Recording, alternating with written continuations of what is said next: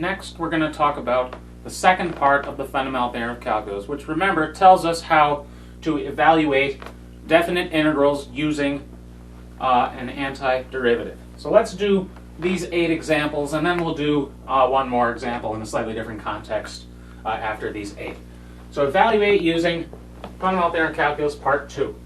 A, integral from 1 to 3 of x cubed minus 2x dx. Well, we need an antiderivative of that function. Well, so we use a couple power rules. 1/4 x to the 4th. What about the other one? Well, x gives us half x squared by the power rule, but the half and that 2 are going to cancel. So we just get negative x squared. And the notation we'll use for evaluating from 1 to 3. So when we do this, we say it's an antiderivative evaluated from 1 to 3. We'll just use a large bar like that with a 1 at the bottom and a 3 at the top. And the first part, remember, tells us that we can do this if we evaluate this antiderivative at the top value and then subtract what happens when we evaluate this antiderivative at the bottom value. So let's do that. Evaluate this at 3. We get 81/4 minus 9. 3 to the 4th is 81. 3 squared is 9. And then we want to subtract what happens when we evaluate at 1. 1/4 minus 1. We want to subtract that. It says that we can do f of the top value minus f of the bottom value, where f is any antiderivative. And what do we get here? Well, 81/4 minus 1/4 is 80/4. Negative 9 minus negative 1, negative 9 plus 1 is negative 8. So this is 12. Now, one remark about this. The statement of the fundamental theorem of calculus part 2 says we can use any antiderivative. And remember, there are many antiderivatives we could choose, depending on which constant you put here. Because remember, any constant has derivative 0. So if we can use any antiderivative, we might as well choose the one where the constant is 0. You could, if you want, although I've never actually seen anybody do it, take the constant to be 3. Well, then you'd have plus 3 minus 3. So you could see that that wouldn't make a difference. So just choose the antiderivative with constant equal to 0. Then evaluate at the top, subtract what happens when you evaluate at the bottom. Let's do part B. What's B? Cube root of x from 1 to 8. 1 to 8. Cube root of x is also known as x to the 1/3. How will we do this? Well, again, we'll use a power rule. 1 over 1/3 plus 1 x to the 1/3 plus 1. What's 1/3 plus 1? That's 4/3.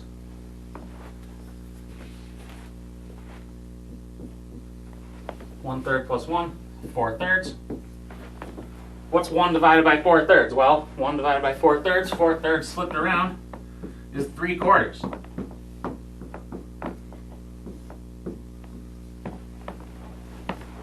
So we have 3/4 x to the 4/3 from 1 to 8. At this step, I didn't do it in part A. I guess I should have. I always like to check and verify that this is an antiderivative by taking its derivative. And here it is a correct antiderivative because 3/4 times 4/3 is 1 times x to the 4/3 minus 1 gives us x to the 1/3. In the first one, we had 1/4 x to the 4th minus x squared. If you take that derivative, yes, you do get x cubed minus 2x. How are we going to evaluate this? Well, I'm going to do a slight shortcut. This constant 3/4 might just get in the way. So let's ignore it in our substitution. What's 8 to the 4/3? 8 to the 4/3, the cube root of 8 is 2. 2 to the 4th is 16. 1 to the 4/3 is 1. So we get 45 fourths. If you didn't factor out the 1/4, you would get, what would you get? 12 minus 3/4. If you didn't factor out the 3/4. And that, of course, is 45 quarters.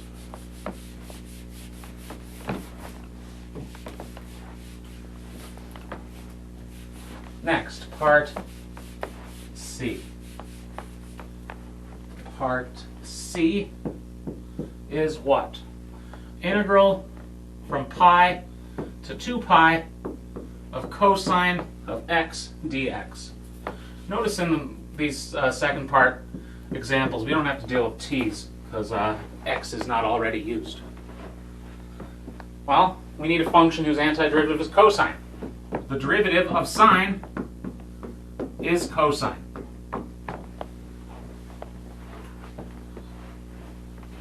So we have sine of 2 pi minus sine of pi. Sine of 2 pi is over here.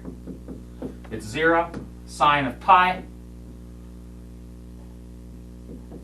is over here. It's 0. So you get 0 minus 0, which is 0. This area could wind up being 0. And if the top area, if the area above the x-axis cancels out with the area below the x-axis, as it does there. What was that? C, D. Integral from 0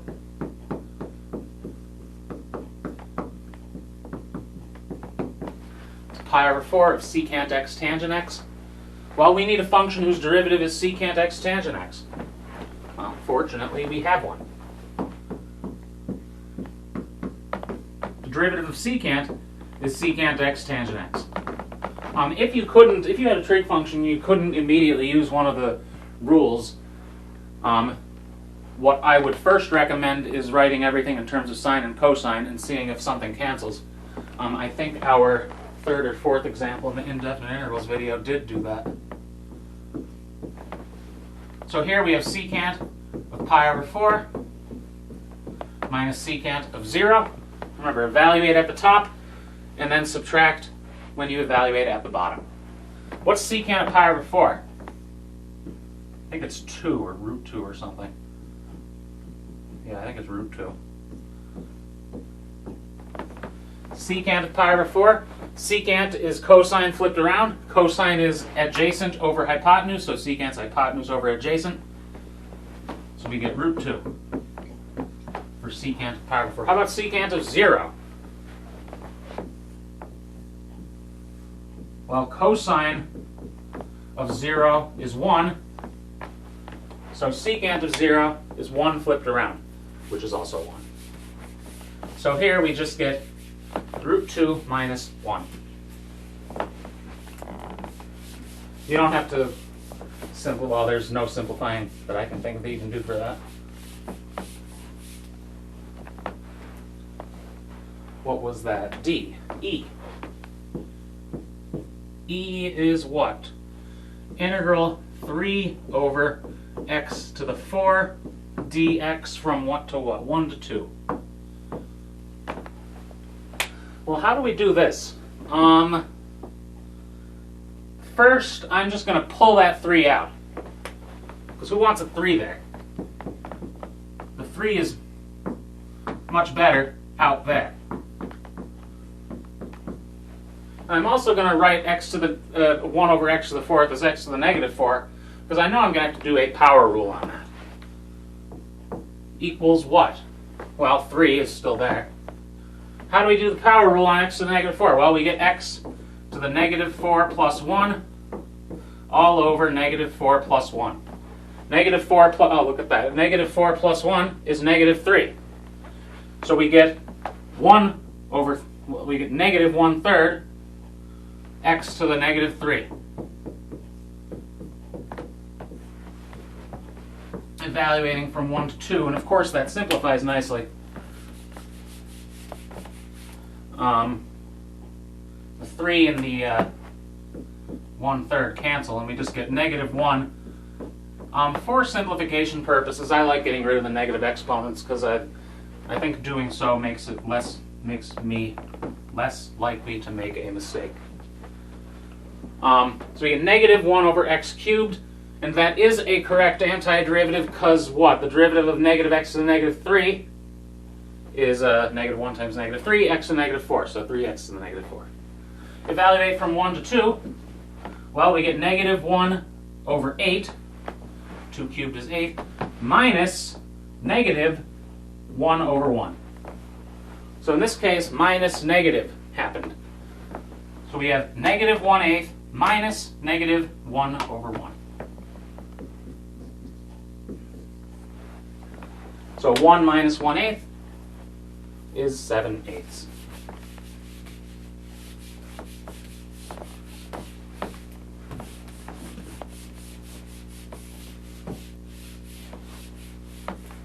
With all of these, I mean,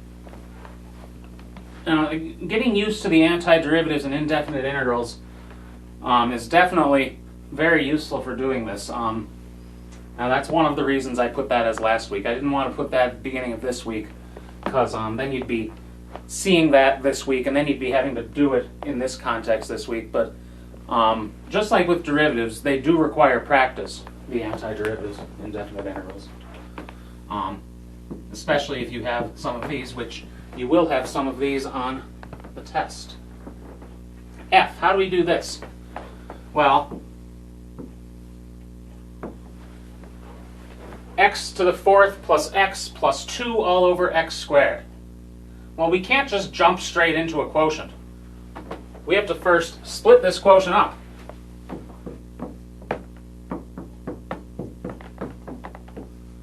And in splitting it up,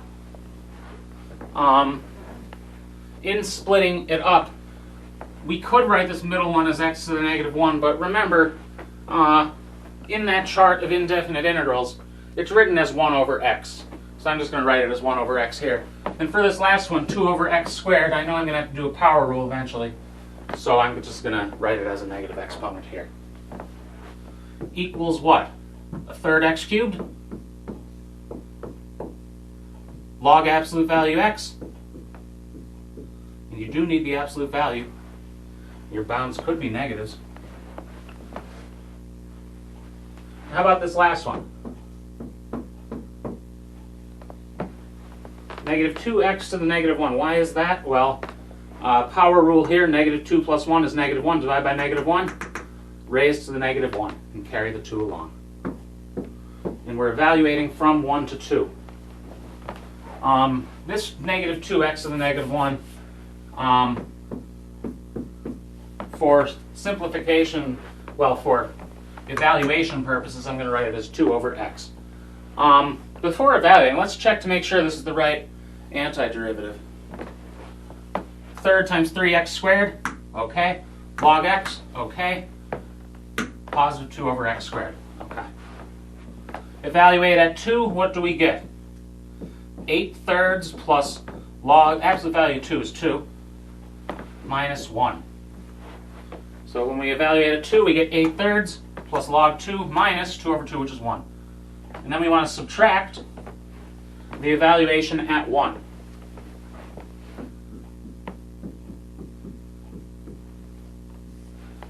Evaluate at 1, what do you get? 1/3 plus log 1 minus 2. Well, now we just have to combine all these and simplify. 8/3 minus 1/3 is 7/3. Log 2 is log 2. Log 1 is 0, because e to the 0 is 1. What about this other number? Negative 1 minus negative 2. Negative 1 minus negative 2. And then you can simplify a little more. Because 7/3 plus 1 is 10/3.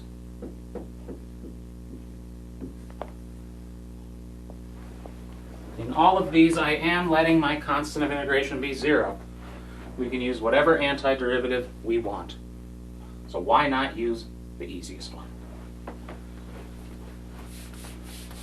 Next, G.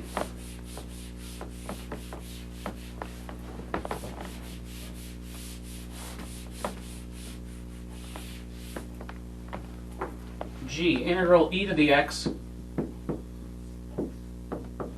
from 0 to 2.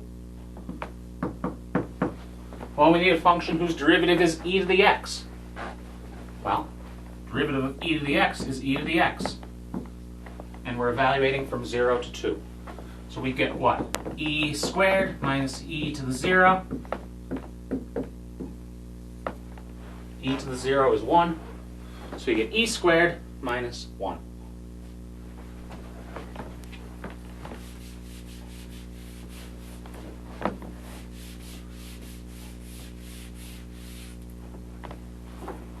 Part H. Well, in H, notice we have a product. We can't just integrate a product piece by piece.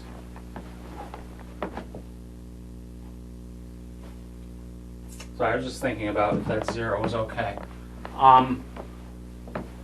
In this question and this one down here, letting one of the bounds be 0 would not work. Because remember, these all have to be continuous, and they're not defined at 0. But this one's okay. We can't just integrate a product, but what we can do is distribute this x in. And then do some power rules. So we have 3x plus x to the 3 halves. I always like writing parentheses around them. And it is notationally correct to do that. So 3x plus root x times x, x to the 1, x to the 1 half gives x to the 3 halves. And how do we do this? Well, the 3 goes along. X power rule gives half x to the half. Half x to the half. Half x to the 2. And the 3 goes along, so we get 3 halves x to the 2. What about the other one?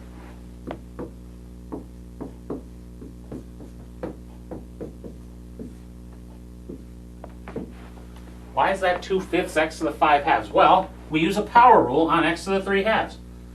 3 halves plus 1 is what? 3 halves plus 1 is 5 halves. So we get 1 over 5 halves, x to the 5 halves. 1 over 5 halves is 2/5. X to the 5 halves is x to the 5 halves. And I'm just going to check that this is the right antiderivative. 3 halves times 2x, yeah, that's 3x. 5 halves, or 2/5 times 5 halves is 1. X to the 5 halves minus 1 is x to the 3 halves. So that's okay. Notice in this one, it is a little convenient that we have a 0 here. Because when we're evaluating, what do we get when we evaluate at 1? Well, when we evaluate at 1, we get 3 halves plus 2/5. What happens when we evaluate at 0? We get 0 plus 0. So in part G, evaluating at 0 did give us something. In part H, evaluating at 0 didn't give us anything. So when you evaluate at 0, you can't just skip over it in case you have something like in part G or in part D. So we have 3 halves plus 2/5, 19/10. How do I get 19/10? 3 times 5 is 15, 2 times 2 is 4, 15 plus 4 is 19, all over 2 times 5. If this were a negative, it would be 11. 15 minus 4. So all of these use the indefinite integral rules. They are very important, especially as you go into Calc 2. They're very important. Let's look at one more type of question that you could be asked using the second part of the fundamental theorem calculus. Find, example, find the area between f of x equals x squared plus 3 and the x-axis on the interval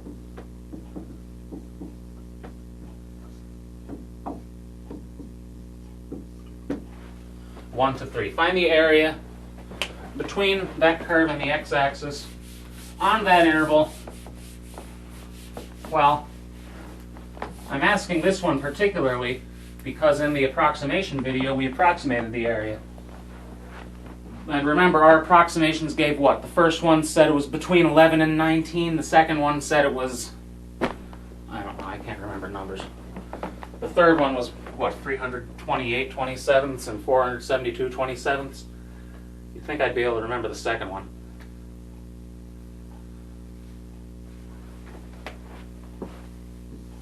(51/4) and 27/4.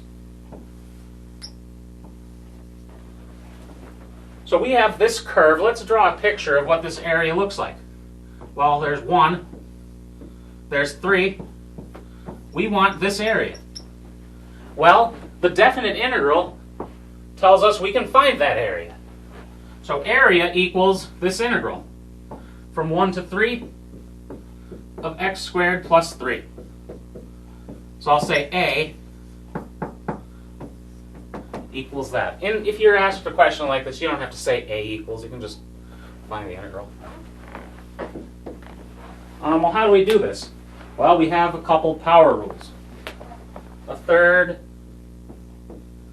x cubed plus 3x from 1 to 3. So a third x cubed from that, 3x from that. Derivative here is x squared plus 3. Evaluate at 3, you get 9 plus 9. Is that right? Yes, you get 9 plus 9. Evaluate at 1, you get a third plus 3. 9 plus 9 is 18. 18 minus 3 is 15. 15 minus a third is 14 and 2/3, also known as 44/3. So you could use an integral to find the exact area. If you're asked to find an approximate area, the integral won't do that. But do notice that the numbers we found in our approximations, in each one was larger than 14 and 2/3 and one was smaller. And that was what we expected. So these computations are very important. And in doing each one, you do get better at using the antiderivative rules. So definitely practice computations like these. There will be, I don't know how many points, it's a 100-point final, 10 to 20 points just on computations like this.